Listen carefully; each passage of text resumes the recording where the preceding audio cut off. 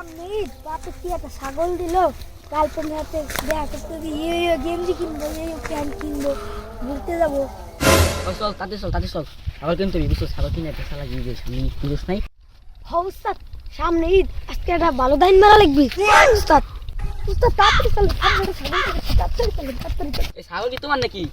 আমি এনে খারাই দিছি, এটা আমার না টাকা। ছাগল তো ভালোই, ছাগল দাম কত? 15,000 দিয়ে।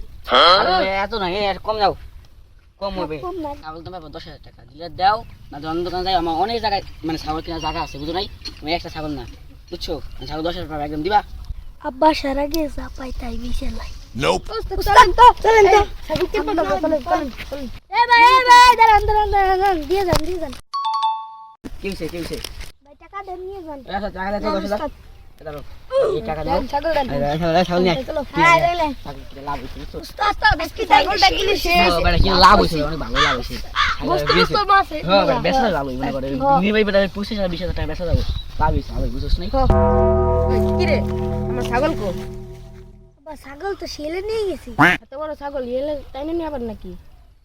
আব্বা এই দেখুন না রাইসে দেখে এই কোন টাইমে নিয়ে গেছি, আমি ফিরেন পাইনি। ওরা কেমন পালা তুই আমার ছাগল নিয়ে গেছা?